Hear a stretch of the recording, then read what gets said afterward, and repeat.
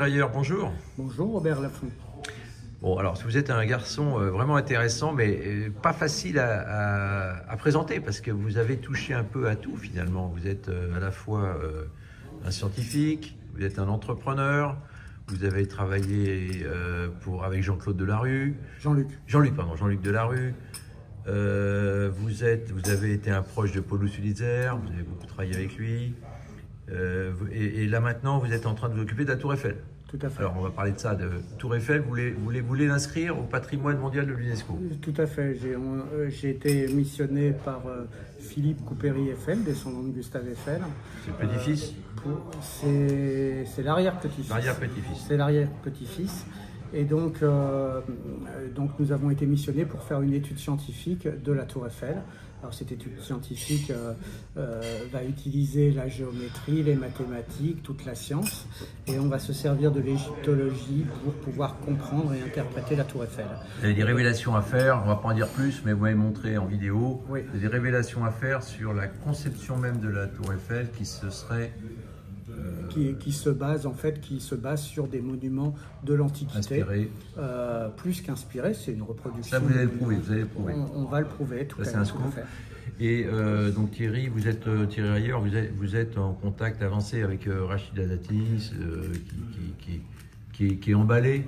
Qui est emballé, qui nous soutient, qui nous a donné d'autres rendez-vous pour pouvoir travailler sur le dossier. Donc la Tour Eiffel peut être en pôle pour être inscrit au patrimoine de l'humanité à l'UNESCO. Donc ça, c'est quand même une nouvelle. C'est le monument le plus connu au monde aujourd'hui, la Tour Eiffel. Le plus connu au monde. Et puis il y a des reproductions de Tour Eiffel partout, en Chine, aux Émirats, en Arabie Saoudite. Et vous avez dit que c'est un patrimoine inestimé. Oui, elle a été estimée par la Chambre de commerce de Monza et Brianza en Italie à 430 milliards. La deuxième œuvre au monde d'euros, oui. La deuxième œuvre évaluée au monde, la deuxième est évaluée, elle, à 90 milliards derrière. Et donc, avec nos découvertes sur la Tour Eiffel, nous pensons plus que doubler la valeur estimée de la Tour Eiffel. Et à partir à qui? C'est la ville de Paris aujourd'hui? La ville de Paris, oui.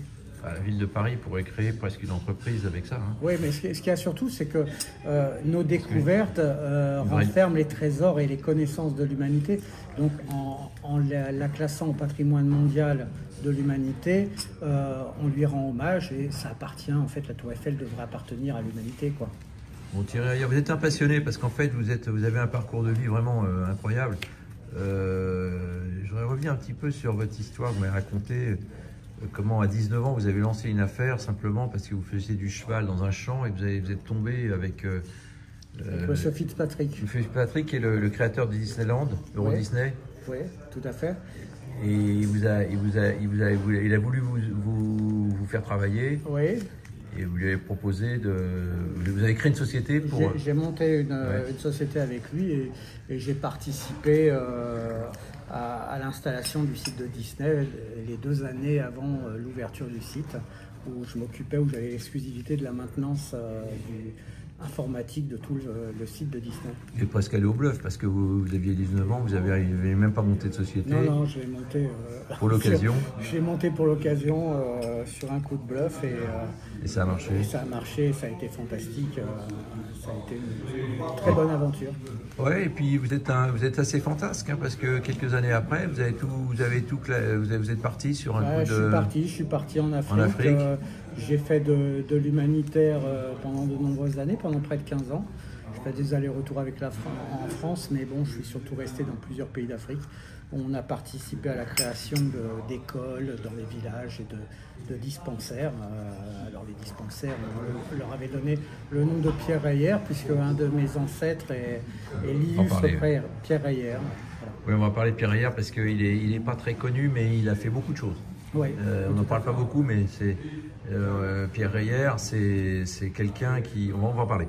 Et Thierry Reyer, vous êtes donc un arrière-petit-fils de Pierre Reyer, vous êtes le comité Pierre Reyer. Ouais. Vous êtes un entrepreneur assez fantasque, parce qu'en fait, vous avez fait peut-être pas fortune, mais vous avez bien réussi, et puis vous partez sur un coup de tête c'est pas un conseil à donner à un entrepreneur, ça. Ah, tout à fait, mais moi je suis parti, j'avais envie d'autre chose. J'ai été entrepreneur sur une opportunité et en fait j'avais envie de découvrir le monde, découvrir les gens et en Afrique j'ai appris la vie, j'ai vu la misère, j'ai vu tout un tas de choses et ça m'a changé complètement, quoi. Ça m'a donné une autre mentalité, ça m'a fait découvrir plein de choses. Vous êtes un peu une idéaliste, si je dis ça comme ça? Certainement. Alors, Paul-Loup Sulitzer, vous avez été très proche de lui pendant ces dernières années. Là. Il vient de nous quitter, malheureusement, notre ami Paul-Loup, qui était un garçon généreux et finalement toujours tourné vers la réussite et le bonheur, finalement. Oui, je l'ai connu à partir de 1995 et puis on est resté pendant de nombreuses années très très proches. Qu'est-ce que vous diriez sur lui, là, vous qui l'avez bien connu?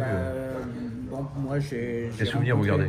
Moi j'ai rencontré quelqu'un qui était fort sympathique, de généreux, de quelqu'un qui avait le cœur sur la main. Et bon, pour nous, il n'y a jamais ça n'a jamais été une question d'argent, hein. Ça a été une question d'amitié et de respect mutuel. Donc je l'ai aidé comme j'ai pu. J'ai fait pas mal de choses avec lui. On a eu pas mal d'aventures. Et ce désir qu'il avait de toujours faire partager le goût de la prospérité, faire de fortune, devenir riche, créer des boîtes. C'est intéressant quand même, ça, ouais, dans une société française un petit peu repliée. Il était très fier de ce qu'il avait pu apporter à la France, ouais. Des gens qu'il avait pu fréquenter aussi du monde entier, parce qu'il a rencontré pas mal de gens, des acteurs venant des États-Unis. Je ne savais pas, moi, que Yul Brynner parlait français, c'est lui qui me l'a appris. Il m'a montré tout un tas il m'a présenté des amis qui étaient décédés, mais des amis qui ont beaucoup compté pour lui. Et il a eu un vécu totalement extraordinaire. Il a rencontré des gens dans différents domaines, aussi bien scientifiques, des entrepreneurs, des comédiens, des artistes de tous bords. Il a accompagné cette génération Entreprendre, hein, qui a éclos en France, pour nous avec le magazine Entreprendre dans les années 84, mais d'ailleurs il a été à la une d'Entreprendre en 85.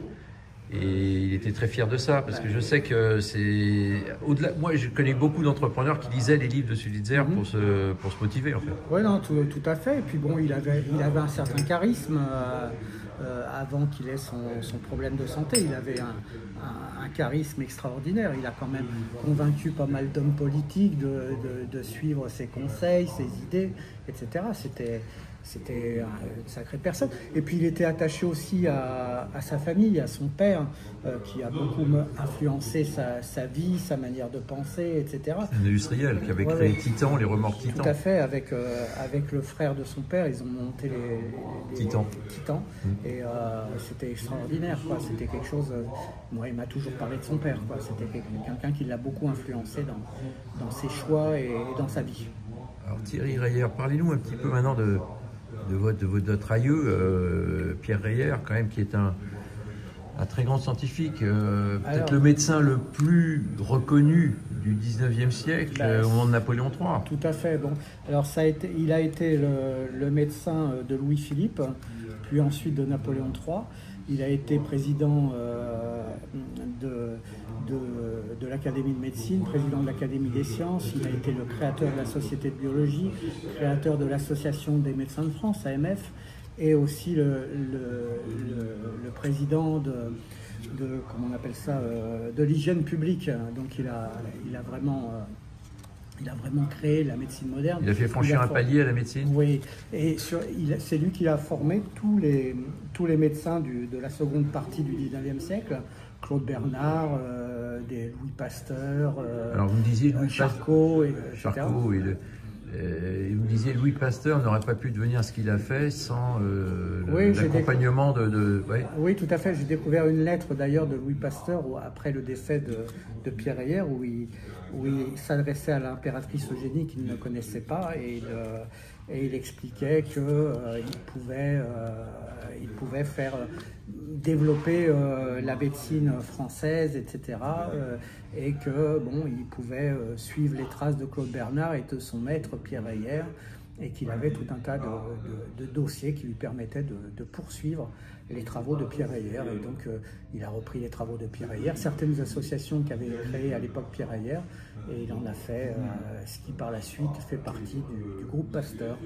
Voilà. Oui, parce que Pierre, ce que vous me disiez, c'est que Pierre Heyer donc, était accompagné de Napoléon III en permanence. Et, tout à fait. Et c'est lui qui vraiment... C'est la sommité, en fait. La sommité. Alors, et Napoléon III, alors vous êtes, on peut le dire, vous êtes... vous l'avez avoué, vous êtes une sorte aussi un descendant de Napoléon III. Oui, tout à fait, parce que la fille de Pierre Heyer, qui s'appelait Marie Heyer, qui s'est mariée avec le marquis d'Esquerrac de Lauture, a eu un enfant avec Napoléon III. Ah voilà. Napoléon III ayant envoyé le marquis d'Esquerrac explorer l'Afrique. Oui. Donc à l'époque, forcément, il n'y avait pas de route, il n'y avait pas d'avion, donc on mettait un certain temps pour aller en Afrique. Et puis, quand le marquis d'Esquerrac est rentré, il y avait un enfant à la maison, quoi. Donc, et vous faites partie de cette lignée, en voilà, fait. de cette lignée. C'est incroyable. Donc vous êtes un descendant de Napoléon III, vous pourriez presque aspirer au trône impérial. Mais on n'en est pas là. Mais pas du tout, non, mais Napoléon III, donc vous avez accès à pas mal d'archives, vous m'avez dit. Oui, j'ai récupéré pas mal d'archives de cette époque. Des lettres, des documents, des livres, etc. Et moi, toute ma vie, depuis enfant, j'ai passé mon temps à étudier, Qu'est-ce qui vous a frappé? Les archives. Qu'est-ce qui vous frappe sur Napoléon III et sur finalement le bilan qu'il laisse au pays? C'est un bilan intéressant. C'est un bilan intéressant du fait que déjà toutes les avancées sociales sont dues à Napoléon III au niveau on arrive au début de l'ère industrielle, donc c'est lui qui a à l'origine du mouvement industriel en France, les chemins de fer, avec les chemins de fer qui ont été créés par James de Rothschild et de son frère. Mais bon, il y a eu aussi Haussmann, avec le baron Haussmann, les banques, etc. Les industries, filature. Les conditions des ouvriers a changé, puisque il y a eu tout un tas de progrès au niveau social. Il y a eu ce qu'on appelle le paternalisme qui est né. Alors le paternalisme aujourd'hui, ça a une mauvaise presse, mais le paternalisme on y revient un peu. A permis de créer des écoles dans les entreprises, d'avoir des bibliothèques dans les entreprises, d'avoir des dispensaires dans les entreprises et pouvoir soigner gratuitement toutes ces personnes-là. Il a permis tout un tas de choses. Et puis Paris, en réalité, l'hygiène était détestable. Il y avait des maladies partout, des rats partout, pire qu'actuellement. Il a permis de sauver tout ça. Et puis comme ils ont créé avec Napoléon III le comité d'hygiène publique, il y a eu de grosses avancées au niveau de tout ça. Et c'est comme ça qu'est né le Paris haussmannien. Napoléon III, en fait, a laissé un legs industriel et financier très intéressant à la France. Tout à fait, pas qu'à la France, parce que ça a été un modèle pour l'Europe et pour le monde entier, puisque quand vous allez à New York, vous avez des bâtiments qui ressemblent à ceux d'Haussmann, vous avez des copies partout, ça a été un modèle dans le monde entier. D'ailleurs, on est dans un hôtel, l'hôtel Sommier, c'est ça, je le montre, oui. qui était un grand industriel du sucre. Du 19e siècle. Et qui maintenant est devenu un hôtel dirigé par monsieur Richard de Varenne, mais qui en a fait un bel hôtel rue de l'Arcade. Mais donc il y a eu un essor industriel, alors évidemment un essor industriel énorme sous Napoléon III, et puis il y a eu malheureusement cette fin en 1870 avec Sedan qui a un petit peu terni le bilan final de Napoléon III au niveau de la politique extérieure. Alors vous me disiez au passage que la République en a profité pour finalement récupérer les chemins de fer. Oui, ils ont récupéré les chemins de fer au Rothschild. Et les frères Rothschild, c'est à partir de ce moment-là qu'ils ont créé leur banque. James de Rothschild. James de Rothschild était décédé en 68. Et en fait, c'est les fils de James de Rothschild qui en ont profité pour créer la banque à partir justement de toutes les relations qu'avait pu tisser James et son frère à l'époque.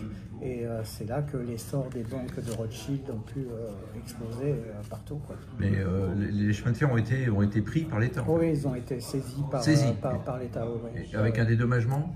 Rien du tout. Ah oui, donc il y a une vraie dépossession, un peu comme à la Libération, mais là il y avait d'autres raisons. Moi je dis ça d'après les documents que j'ai lus, les archives papier que j'ai pu consulter. Vous savez, c'est comme les journaux à la Libération, hein. Les quotidiens ont été pris par l'État et même Renault, je crois. On est un adepte de ça. Donc Rothschild a pu finalement recréer, la famille Rothschild a recréé sa banque sans argent, mais avec le réseau. Avec le réseau. Le réseau bancaire, le réseau amical. D'accord. Donc Napoléon III, un grand monsieur de l'économie en France. Hein. En tout cas, c'est ce qui a permis de développer et d'industrialiser toute l'Europe. C'est un modèle. C'est un modèle pour toute l'Europe, c'est quelque chose de formidable. Ça a permis des progrès au niveau de la biologie, de la médecine, de l'industrie, etc. Tout a été... Enfin, l'héritage que l'on a de la France qu'on admire partout dans le monde, c'est celle de Napoléon III, quoi. Ouais. Et on vient un peu là-dessus. Ouais, tout à fait. Alors comment vous voyez la France aujourd'hui? Vous pensez que il faut la libérer, il y a beaucoup d'énergie, il y a beaucoup d'entrepreneurs, il y a beaucoup de gens qui veulent il y a beaucoup de gens ingénieux, mais qui sont un petit peu dans le corset administratif, fiscal, etc. C'est compliqué parce que effectivement sur le plan administratif, il y a beaucoup de choses à gérer, on ne laisse pas les... Il faut libérer un petit peu l'économie. Tout ça, bien évidemment. Ce que disait Paul Schweitzer. C'est ce que disait Paul. Bon Thierry, merci. Vraiment un parcours qui est loin d'être fini pour vous concernant, parce que vous présidez le comité Reyer, hein, qui fait en hommage à votre brillant aïeux, qui était un grand scientifique. Tout à fait. On fait des études scientifiques sur en fait le patrimoine qui est partout dans le monde, quoi, œuvres d'art, monuments historiques. Et on a monté avec Philippe Coupéry Eiffel le comité Eiffel pour l'inscription au patrimoine de l'UNESCO. Ça, c'est ce que vous faites actuellement. Ouais. Eh bien, écoutez Thierry, bravo pour votre éclectisme et pour finalement la multiplicité de vos actions, hein, parce que vous êtes vraiment un homme vraiment multifonction. Et on va donner vos coordonnées, bien sûr, si on veut vous contacter, vous soutenir. Hein. Merci Robert Laffont. Merci à vous et bonne chance pour la Tour Eiffel. Merci à vous.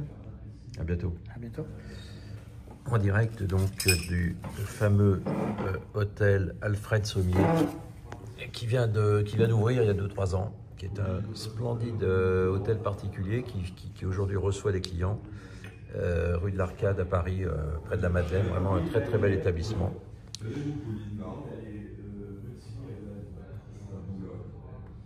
Au calme.